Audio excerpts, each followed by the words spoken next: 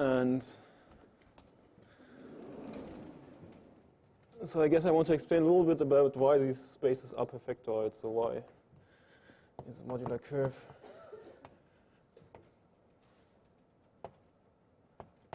at infinite level?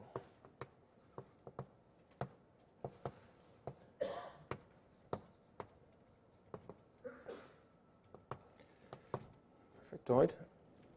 And again, I can advertise the workshop, Hot Topics workshop at the MSRI next year for those who are really interested in this. So I will just give some very brief sketch today. So February 2nd, 2021, 214, MSRI. Okay, so let me recall a little bit about what perfectoid spaces actually are.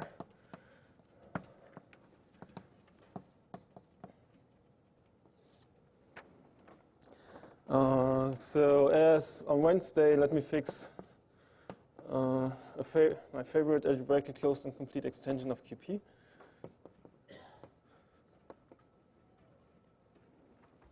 And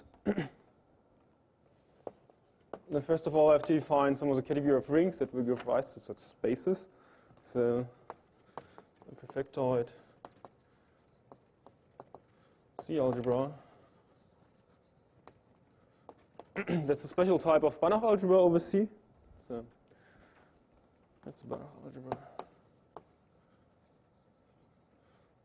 Banach C algebra R. Which first of all satisfies a topological condition, which is not very serious. So one way to state it is to say that if you look at some integral subalgebra of power-bounded elements, so those x and r which are power-bounded, meaning that the set of, i.e., the set of its powers is bounded as a subset of R. So this gives you a subalgebra of R certainly, and the condition is that it is still a bounded subalgebra. So this implies that R is reduced, and it's equivalent to saying that it embeds isometrically into a product of fields, of non-Archimedean fields. So it's isomorphic, equivalent to saying that R embeds into a product of non-Archimedean fields. Isometrically.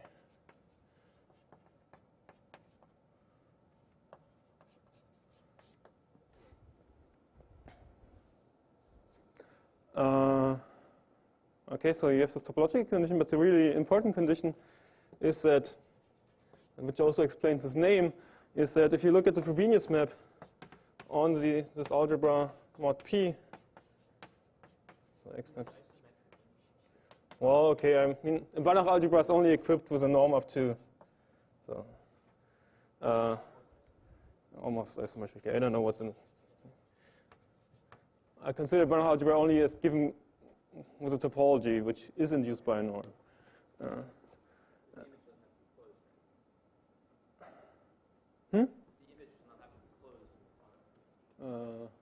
does this work? Probably not, no. So the condition is that the Frobenius map mod P is surjective. So recall that an algebra on characteristic P is called perfect if the Frobenius map is bijective. And so that's kind of variant of this condition. And this topological condition also gives a lot of information about the kernel of phi. So.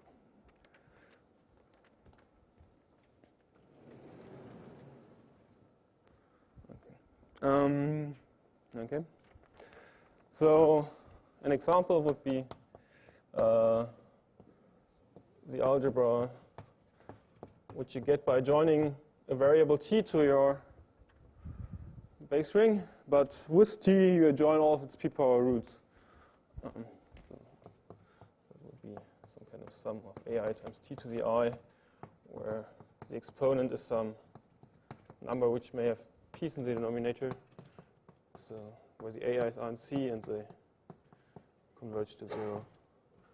converging to 0 here means that only finitely many have absolute value bigger than any given epsilon. Okay. Okay, and today I won't really be able to give a precise definition of what a perfectoid space is, but roughly some of the space associated to such an algebra.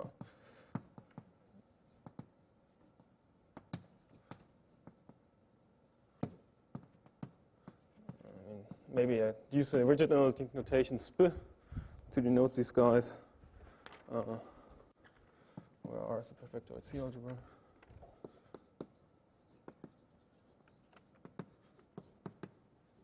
And general spaces by gluing.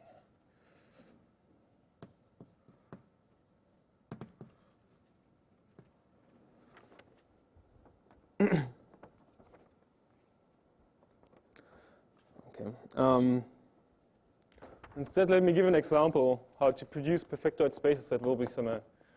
The way we prove that the modular curve actually is perfectoid. So for this, assume that we have a tower of formal schemes. So that x0, x1, and so on. Be a tower. Let me also give the NEPs some names, F0, F1. Tower of flat formal schemes over the formal spectrum of the ring of integers of our field C. And let's assume that these transition maps are more or less Frobenius mod P. More precisely, maybe we don't have this mod P, but modulo some small power of P. That will also be enough. So assume that for some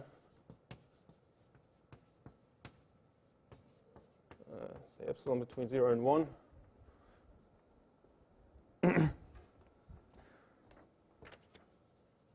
which is fixed, but for all n, the transition map between these formal schemes, so we can just write the tensor OC to OC mod P to the epsilon. Then you have here, I wanted to, which way did I want to write this? Okay. This way. So we have here the guy, the next guy, with a map Fn reduced mod P to the epsilon. And modulo P to the epsilon, we also have the relative Frobenius map. The relative one. Which maps this guy to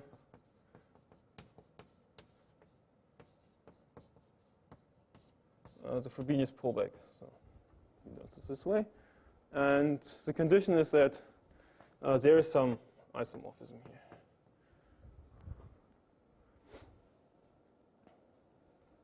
Making this diagram commute.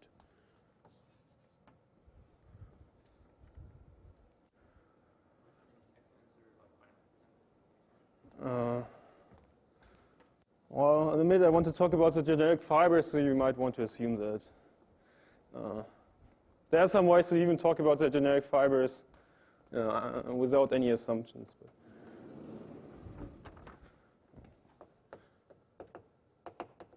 There's no harm in assuming for this talk that they are finitely presented.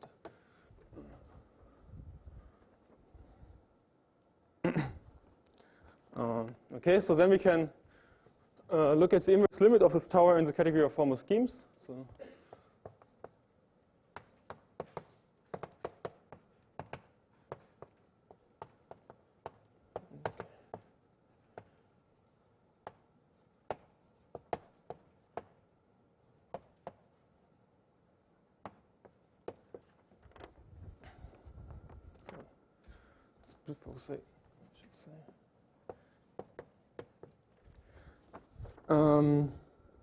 so then locally, this guy will of course be affine, where R infinity is some of the direct limit of the rings on finite level that we have, and then we take the periodic completion.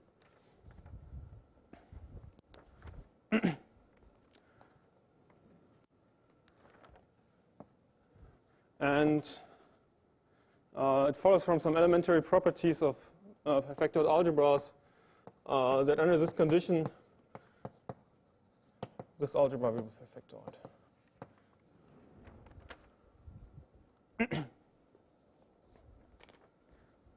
So this means that on generic fibers, some of the generic fiber of this fractal x infinity is some perfectoid space. And this fractal x infinity, as I said yesterday, its inverse limits don't exist in the category I'm working in, but at least it's similar to the inverse limit of the xn's. So this means that on topological spaces it's an isomorphism, and the direct limit of the structure sheaf is dense, essentially. But you have some choice on which topology you put on the direct limit of the structure sheaf. But because of this condition, in the case of perfectoid algebras, there's a unique choice for this topology you put on the direct limit in the case of perfectoid algebras. Okay.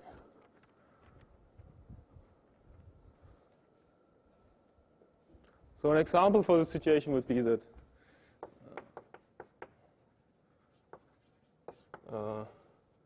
these script xn's are the formal spectrum, some OC where you join a p to the nth root of t. Then x infinity would be the formal spectrum of this completion. And so the x infinity would exactly be, well, let's use this notation.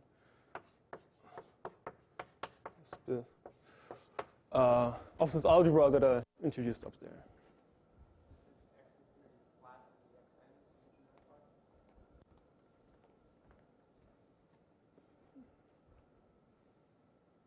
Is this flat over these guys? I mean, this map is not even flat necessarily, right? I mean, if all the xn's are smooth over OC,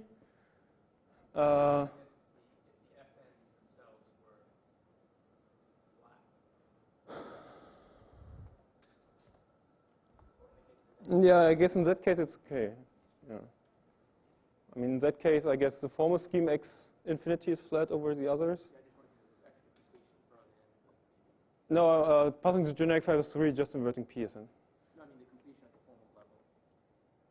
Well, that involves the completion, but That's still flat. maybe we can discuss this after.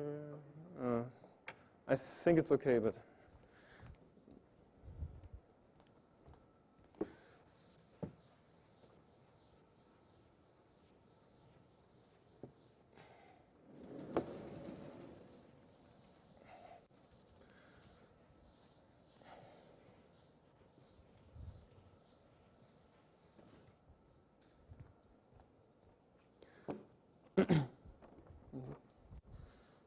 Wrong page.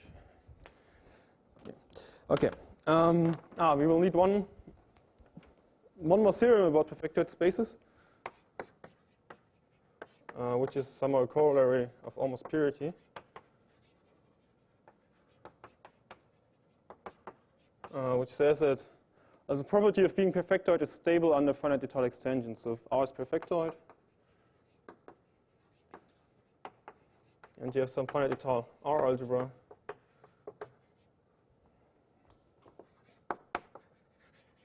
and then S is also perfectoid.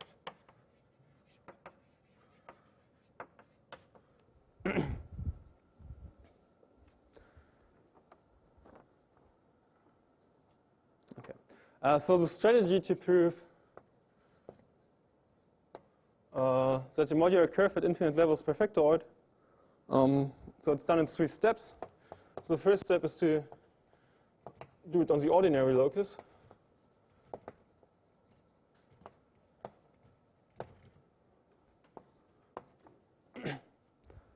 Of course, it's not enough to cover the whole Shimura variety. But then you extend this result to a strict neighborhood of the ordinary locus.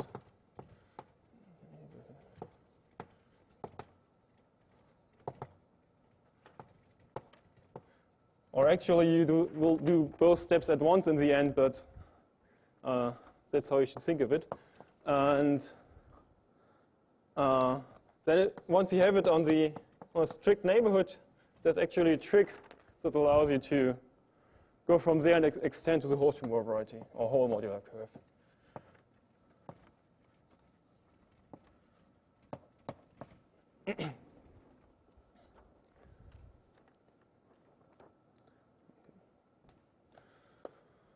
So let me start with step 1.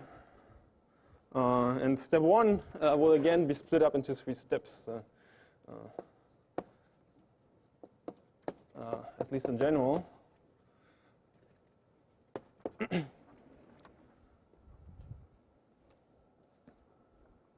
So as I said, the same result holds for general Shimura varieties of Hodge type. And in fact, one easily reduces to the case of the Siegel moduli space of principally polarized abelian varieties. But for this case, one really has to do the work. And so we want to go from some finite level m gamma bar up to infinite level m gamma intersected with the infinite level at p. And maybe we just want to do this on the ordinary locus for now. And so there are some intermediate groups that one might consider, namely, there's this group gamma naught p to the n, which are those matrices which are congruent to 0 star mod p to the m. So where this lower diagonal entry is 0 mod p to the m, then there's gamma 1 p to the m, which are those matrices which are congruent to matrices with 1s on the diagonal, additionally. And then there's full level structure, which are those matrices which are really 1 mod p to the m. And this will correspond to the 3 steps. So the first step is to show that if you go to gamma naught p infinity level, that is, this guy is perfectoid.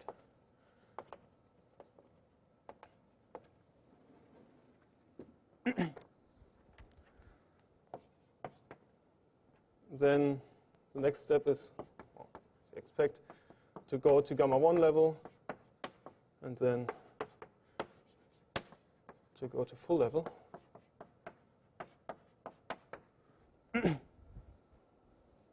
But in fact, this step will be easy. So the setups that we were working in, there will be no more ramification at the boundary.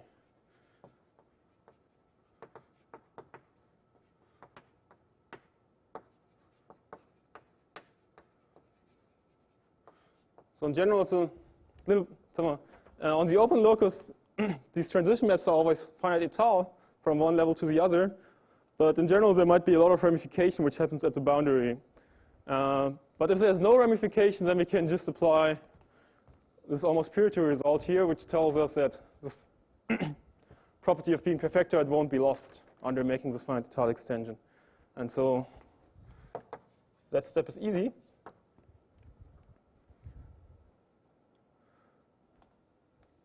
And then there's the step to go from A to B.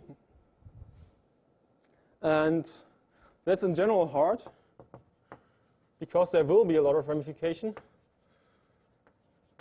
at the boundary, which is not so easy to understand. But for modular curves, it's in fact easy because there is no ramification.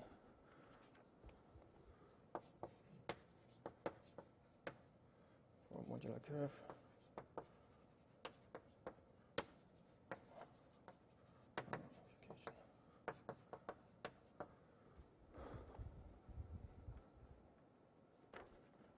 Again, it's not true on the whole ordinary locus, but it will be true on the locus that I will introduce in a second.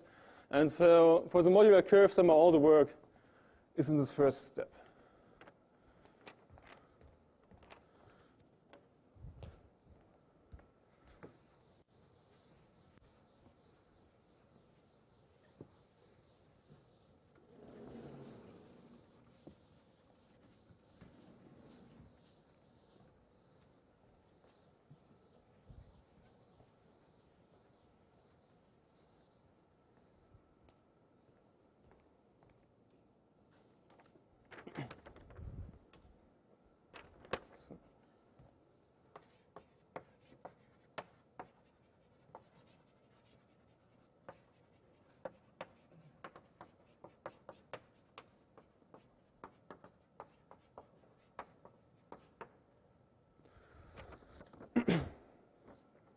Okay, and so let's do step A.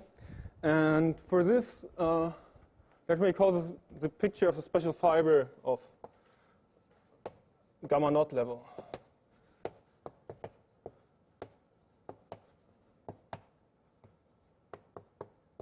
Gamma naught at P at some time level.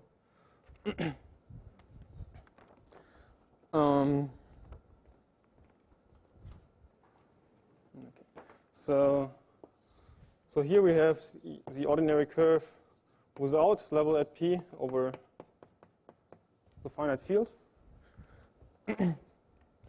And so there's a finite number of supersingular points.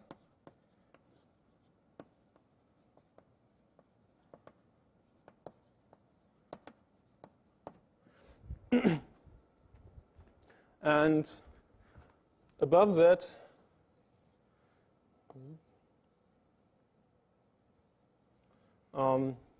very nice picture.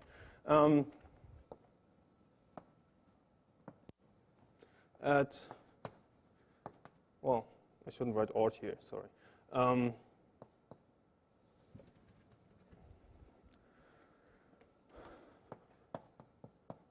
If you introduce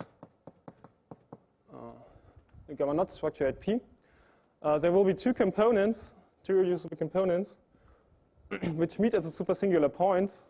And of those two components, one component will map down isomorphically.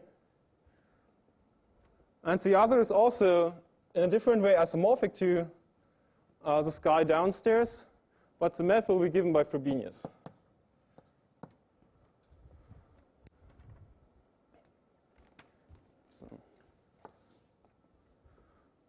So two components, both isomorphic to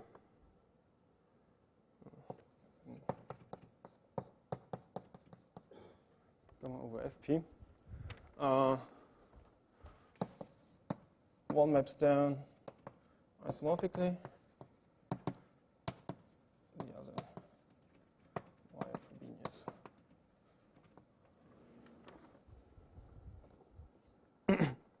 And let me explain this more carefully. So,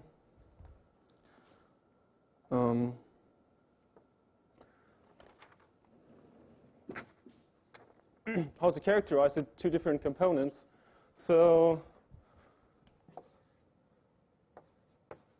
if we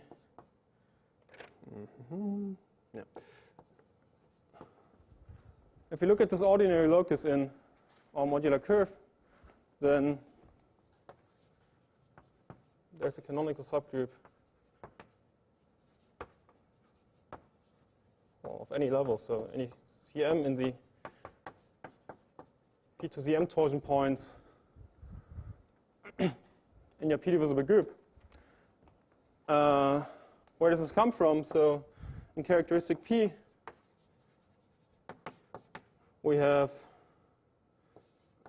the kernel of Frobenius sits inside the p to the m torsion points, sits in the quotient of some group G, and the condition that the elliptic curve is ordinary is exactly saying that this guy is état.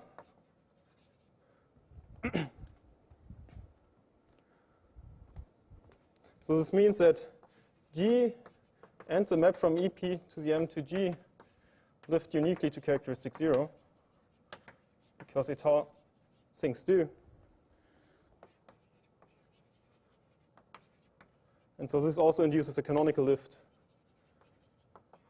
or even a unique lift,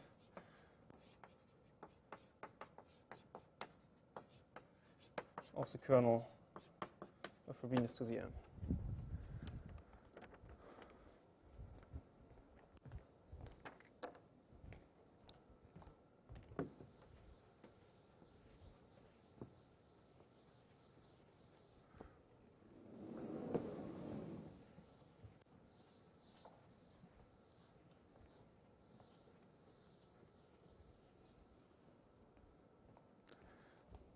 Okay. And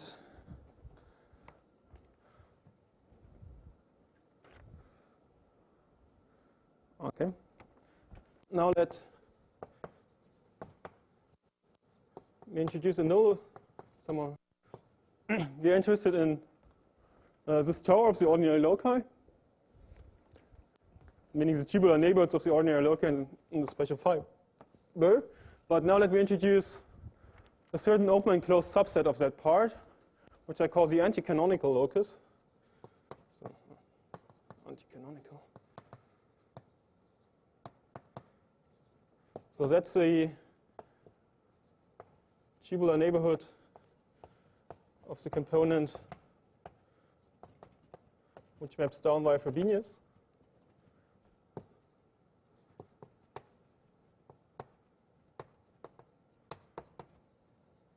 So in this picture, it's that component here that I work with. And there's also a modular description somewhere for this locus.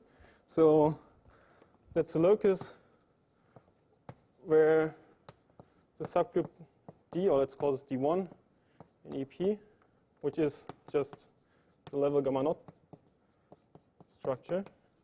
So giving a level gamma naught P structure is the same thing as giving a subgroup of order P in the P torsion points.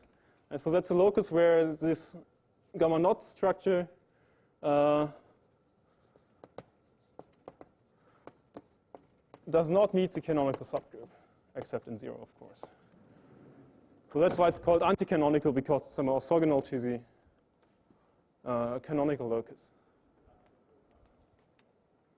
Oh, yes, sorry.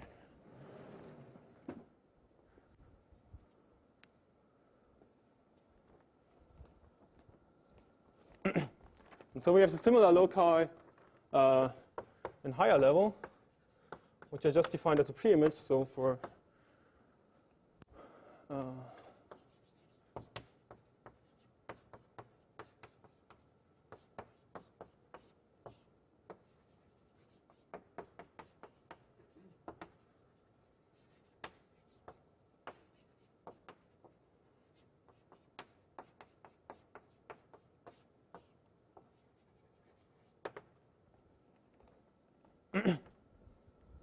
and in fact, so what I said here should be just restricted to the anti-canonical tower.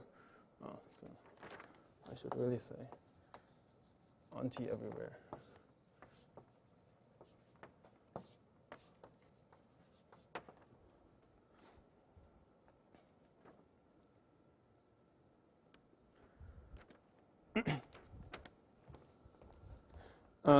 So that's the preimage, but one can also say this in terms of the level gamma naught P to the M structure. So that's the locus where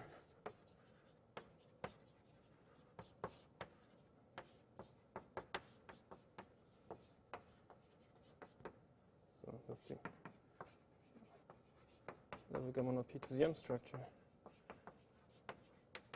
where this satisfies still that it meets the canonical subgroup now of level n trivially.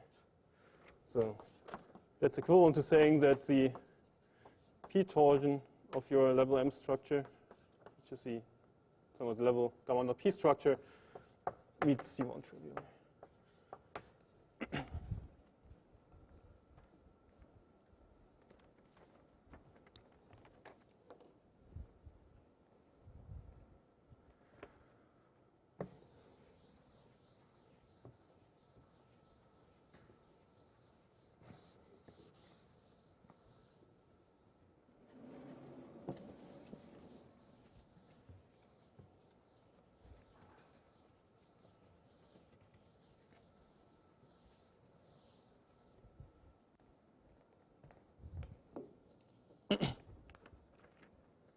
Okay, and then I claim that well, as we go up to gamma naught p to infinity, we are exactly in the situation of this tower formal schemes that I had described earlier as an example for perfectoid spaces. In fact, one way to see this is that there's a following isomorphism. So for m at least 1, there's an isomorphism between this complicated looking locus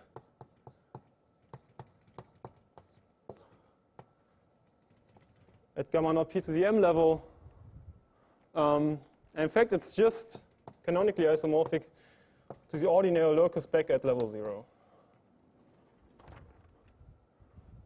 So the map is given by taking an ordinary elliptic curve, which comes with its canonical subgroup, and sending it to E modulo its canonical subgroup, and the level structure is the p to the m torsion of the original elliptic curve divided by the canonical subgroup.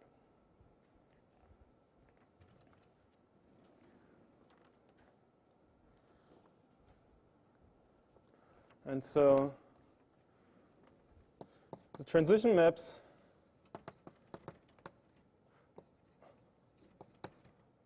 on the right-hand side, the obvious transition maps between the different levels, they correspond to the map on the ordinary locus given by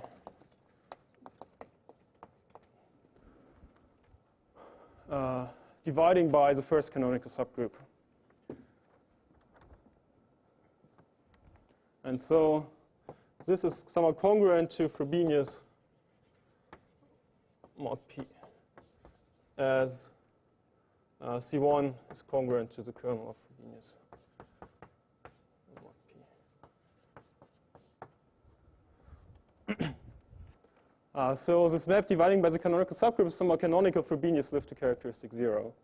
And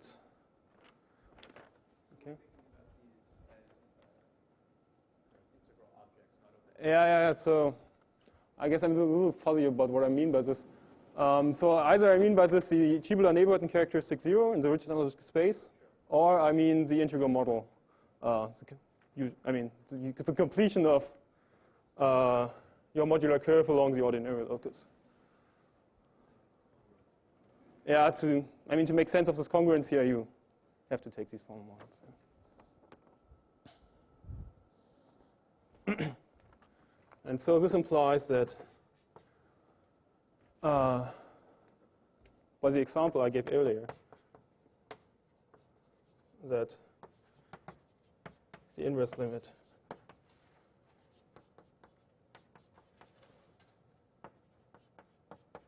is perfectoid.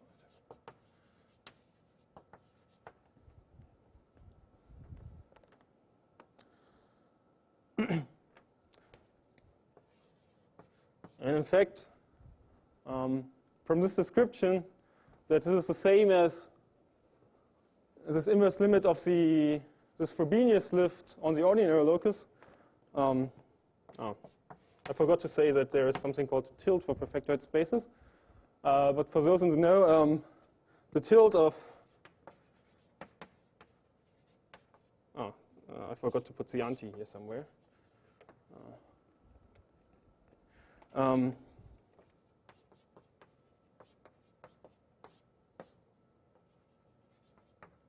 Anti is just the perfection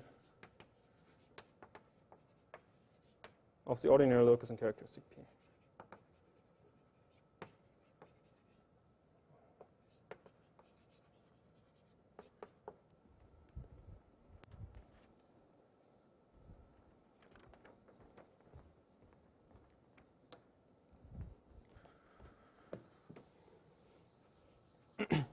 So in general, for perfectoid spaces, there's an equivalence of categories between such guys in characteristic 0 and such guys in characteristic P. And so for any perfectoid space in characteristic 0, you can form a tilt, which knows as much as your original space did.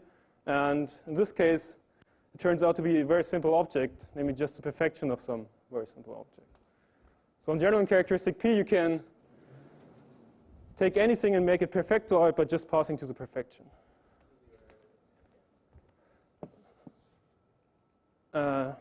In M gamma, yeah. Because there should be a gamma somewhere up there.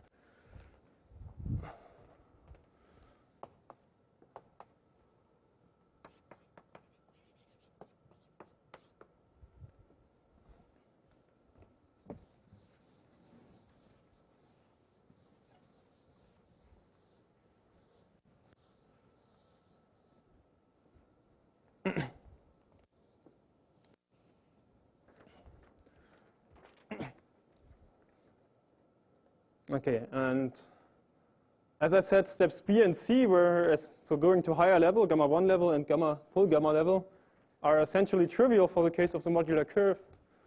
For higher dimensional Siegel modular spaces, they are harder, so at least step B. And the way to approach step B in general is to use this description of the tilt. And in fact, to show that in general that the tilt of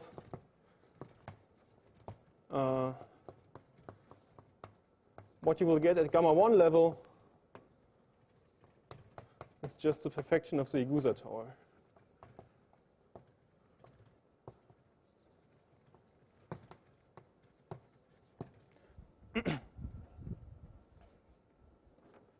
So you don't really know what this should be or how to prove it's perfectoid, but in general you can guess what the tilt should be, and that's obviously a perfectoid space, because in characteristic P you have perfection which works always. And then you can show that if you tilt this back to characteristic 0, then this will actually do the job.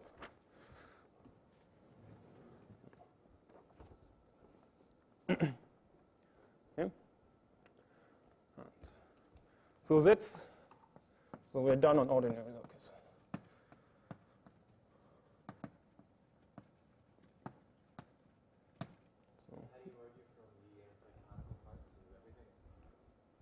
That's why, I mean, the whole ordinary locus. I will explain later when I say how. I mean, ordinary anti-canonical. I mean, when I said ordinary earlier in the talk, I meant really the ordinary anti-canonical locus.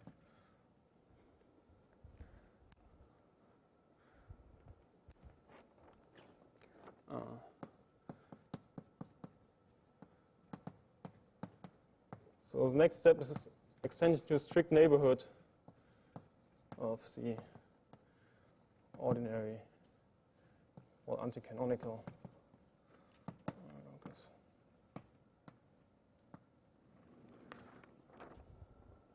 locus. And for this I have to recall a little bit more about the theory of canonical subgroups.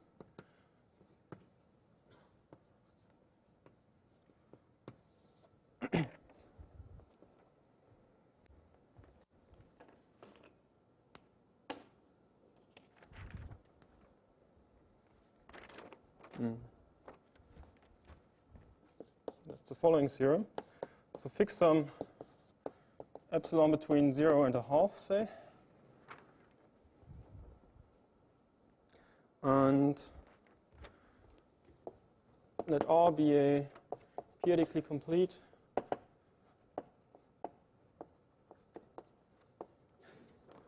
flat OC algebra.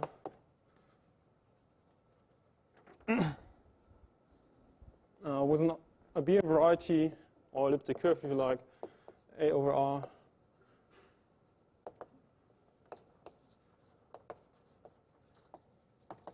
Such that its Hassel invariant is not too close to 0. So meaning that the Hassel invariant of A is at least p to the epsilon. So epsilon equal to 0 means that A is ordinary.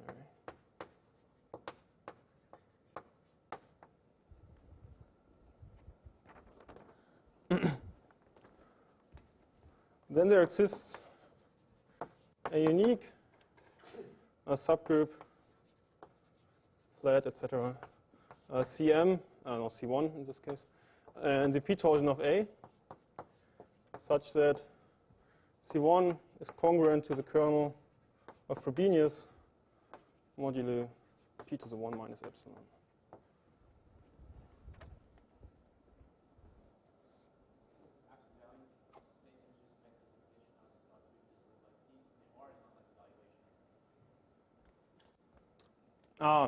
Yeah, it means that the Hassel invariant divides p to the epsilon.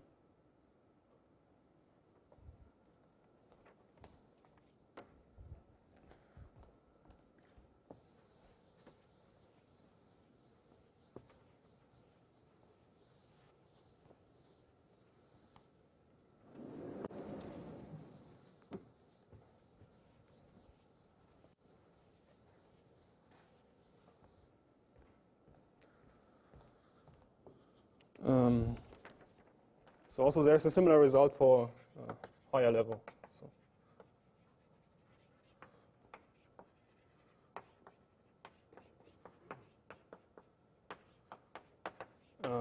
And then the condition you have to put is that the p to the m minus 1 over p minus 1's power of the Hassel invariant divides p to the epsilon.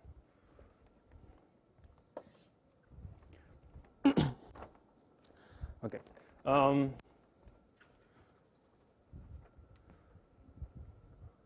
So results of this form are known for a long time, since the work of Katz in the case of modular forms, where I proved something along these lines for elliptic curves.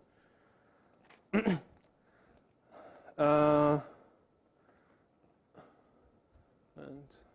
well, quite a lot, many different arguments were developed to prove such guys, but in fact, there's a very simple argument for this that some people apparently have known, but wasn't somewhere publicly known. So the argument goes as follows. So it's essentially just a variant on the argument I gave earlier. So you have this exact sequence mod p. So to A base change to R mod p to some g to some 0. And it's not hard to see that the condition on the Hassel invariant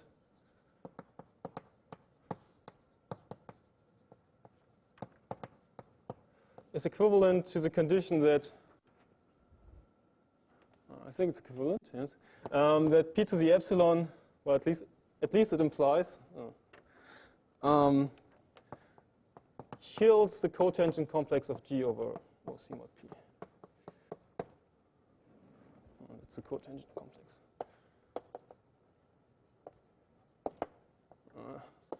That we have more or less seen in David Nuttall's talks.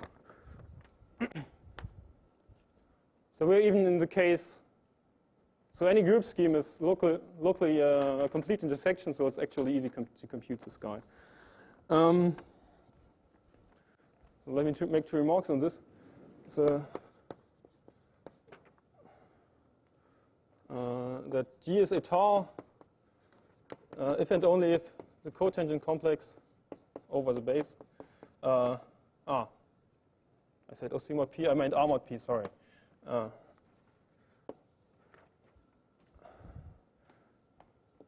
is 0. And so now G is not really étale anymore, but it's quite close to being étale in that the cotangent complex is torsion for some quite small element.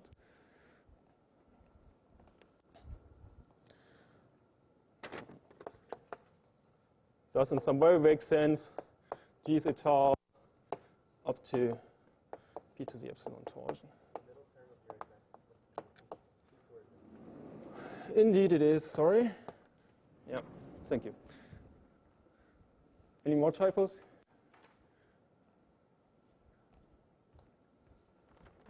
I hope it's okay now. Okay. So we can't just argue that because G is étale it lifts, but some of the arguments still goes through almost. So, but for this I guess we have to use the deformation theory of Illuzy.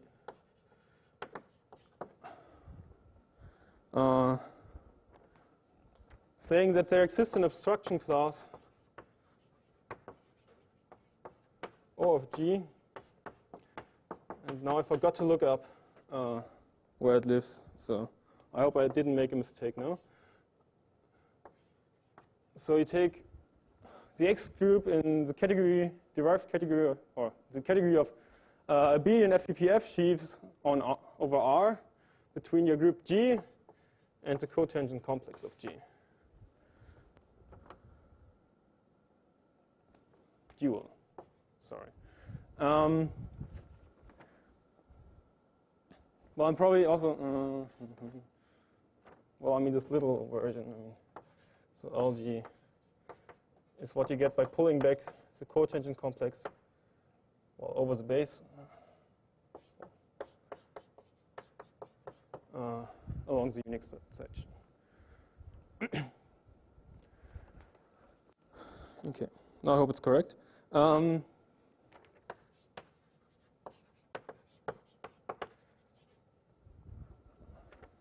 So there's some obstruction class living somewhere for lifting G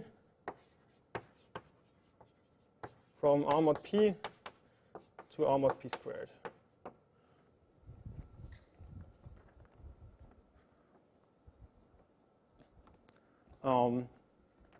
Okay, so if we were in the situation where it's étale, then this guy would be 0, and so this X group would be 0. But now it's not 0 anymore. But still, this guy is killed by p to the epsilon. So the obstruction class is not 0, but it's killed by p to the epsilon.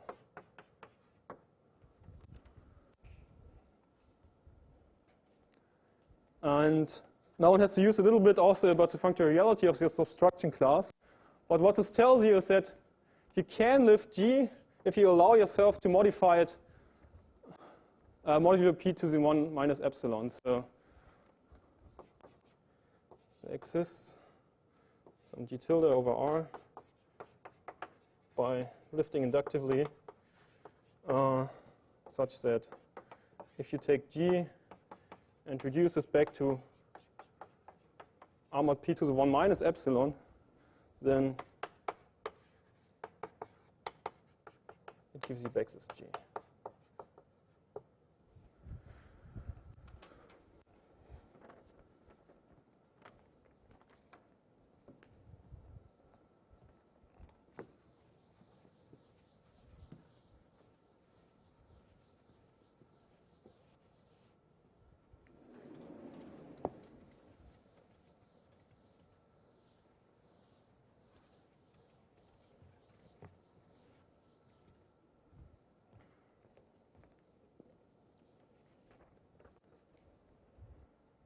So similarly, we can lift the map from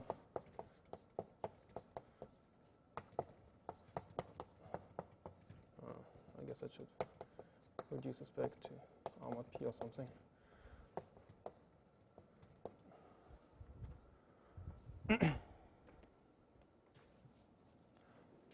And in fact, if you do it this way, you will arrive at slightly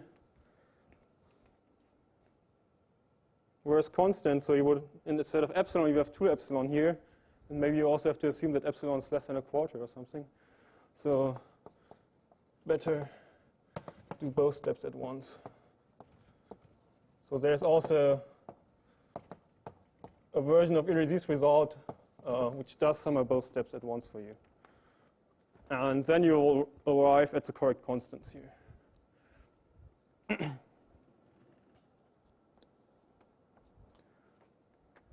Well, and then we get, whatever way you do it, you will in the end then be able to define your search for canonical subgroup as the kernel of this map from AP to G tilde.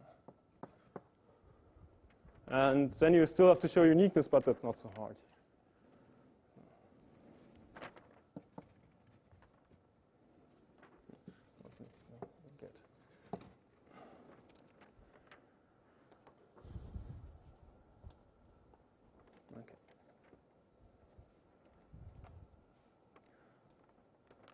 So using this canonical subgroup, we can now define, so we can define a strict neighborhood of our ordinary locus, M gamma ord, Scholze maybe tilde.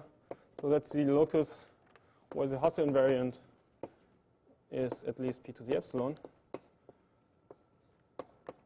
inside of the whole guy. So that's a strict neighborhood of the ordinary locus.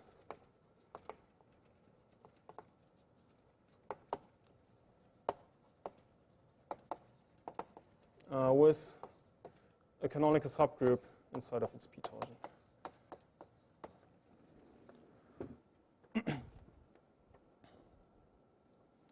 And because we have this canonical subgroup,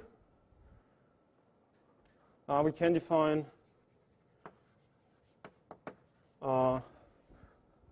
also what the anti-canonical part should be. So we can define at gamma naught level anti tilde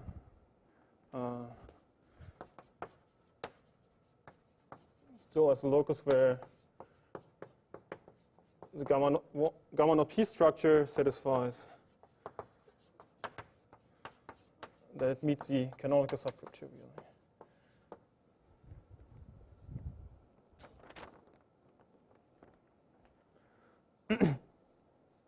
And because even at higher level, so we defined the anti-canonical part just as a pre-image, some of this whole anti-canonical tower is over-convergent.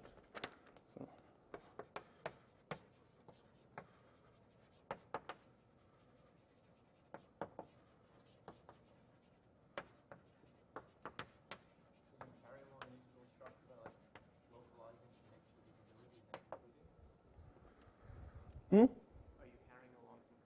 I'm carrying along some kind of integral structure. So what I do is just I fix some element.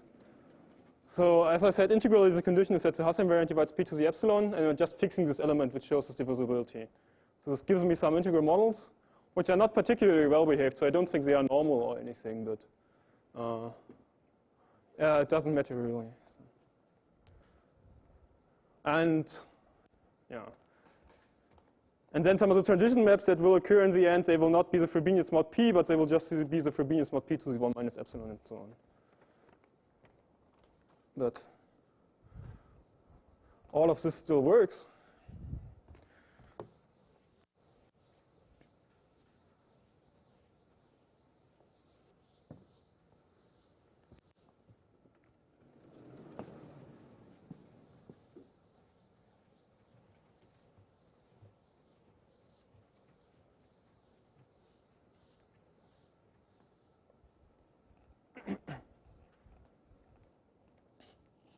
And now, finally in 5 minutes, I have to extend to the whole modular curve.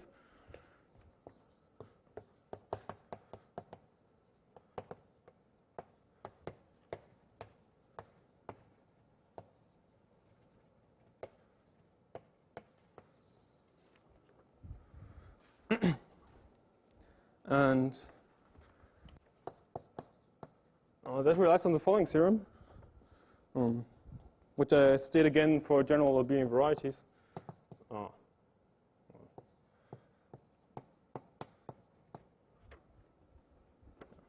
So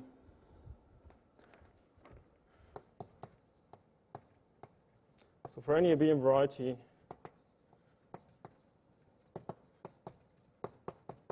A over, well, it's a sigma test code reduction, so it's over C actually. There exists some A prime isogenous to A.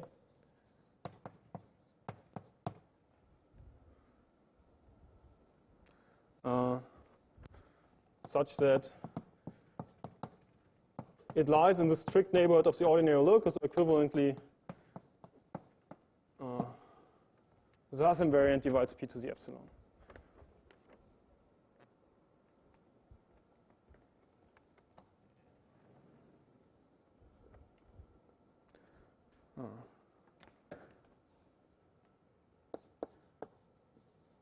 So I will say one word about the proof in a second, but let's assume first the theorem and see how this helps us. Note that the locus of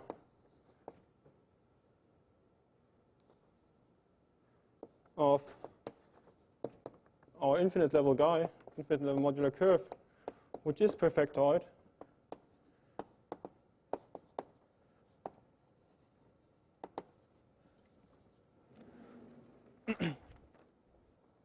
one can make precise what this actually means. Is stable under the action of our p-adic group. Stable under GL2QP, say.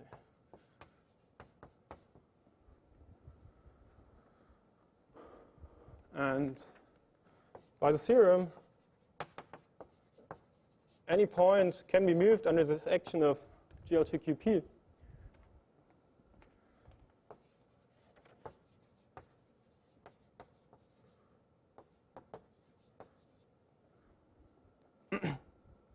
Into, well, a priori, you might think you just get it into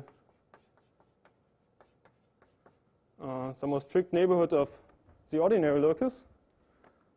But Jared had asked how this works with the anti-canonical part. But in fact, as soon as you are in the ordinary locus, you can just use the action of GL to ZP to move yourself into the anti-canonical locus, because you can just move your gamma naught P to the M structure in such a way that it becomes transversal to the canonical subgroup. And so, by what we have proved earlier, this part is perfectoid.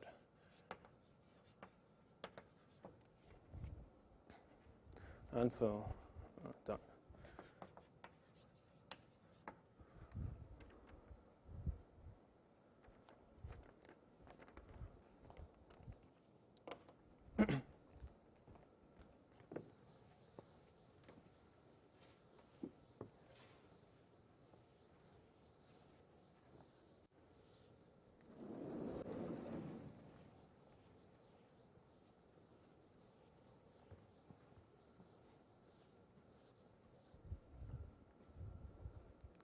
And so finally, let me end with one word about this result that you can move any abelian variety close to the ordinary locus. I don't know whether there some of the classical methods work for this. So I use the hot state period map for this, or just some points.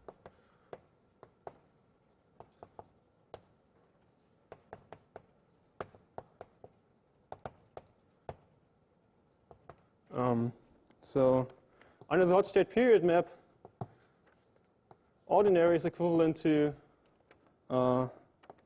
mapping into a rational point. So I guess in this case it's P1 of QP.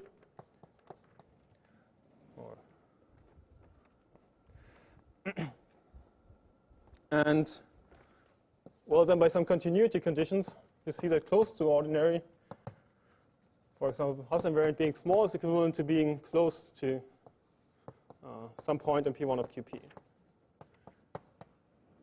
And thus, under the hot state period map, you can translate this into the very simple lemma that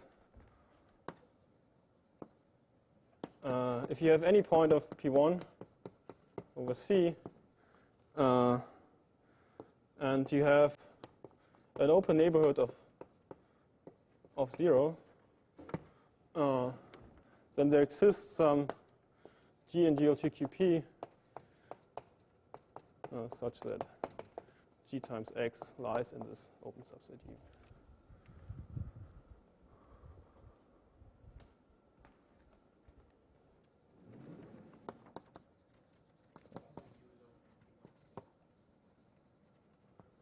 Well, in some of the adic space associated or whatever.